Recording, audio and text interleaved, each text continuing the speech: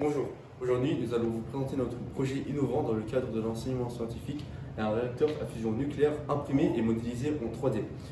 L'objectif de ce projet est de démontrer et de mettre en avant les principes fondamentaux de cette technologie et de mettre en évidence ses composants essentiels ainsi que comment ça fonctionne et pourquoi cette technologie est une solution énergétique prometteuse pour l'avenir. Puis nous avons un autre composant clé qui sont les échangeurs de chaleur que nous pouvons voir ici.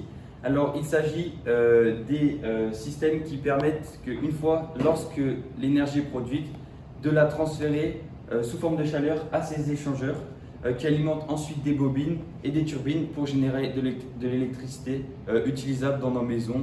Ensuite, nous avons les aimants supraconducteurs qui génèrent un champ magnétique intense pour stabiliser le plasma et ainsi l'empêcher de toucher les parois. Son confinement magnétique est crucial pour maintenir les conditions nécessaires à la fusion nucléaire.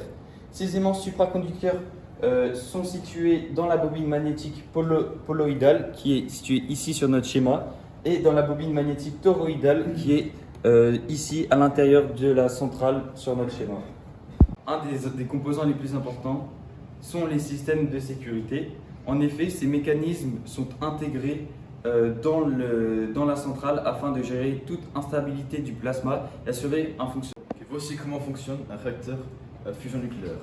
Tout d'abord, il y a un mélange isotype hydrogène que le deutérium et le tritium est introduit dans la chambre. Ce gaz est chauffé à plusieurs millions de degrés pour devenir du plasma.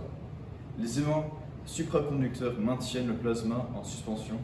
Les noyaux d'hydrogène fusionnent, libérant de l'énergie sous forme de chaleur. Et finalement, cette chaleur est convertie en électricité grâce à un cycle thermodynamique. Voici les avantages fondamentaux de la fusion nucléaire. Tout d'abord, il y a la durabilité. L'hydrogène utilisé comme carburant est abondant et largement disponible. Ensuite, il y a l'aspect de la sécurité. Contrairement à la fission, il n'y a pas de réaction en chaîne incontrôlable et les déchets produits sont minimes. Puis nous avons le fait que la fusion ne produit pas de gaz à effet de serre ou pratiquement pas et génère une empreinte carbone quasi nulle ainsi qu'aucun déchet nucléaire comparé aux anciennes centrales nucléaires à fission. Et finalement, un rendement énergétique très important où une petite quantité de carburant peut produire une grande quantité, une immense quantité d'énergie. Ce modèle imprimé en 3D nous a permis de visualiser et d'expliquer les bases de la fusion nucléaire. Bien que des défis technologiques restent à relever, cette technologie promet d'offrir une énergie propre, durable et abondante. Merci pour votre attention.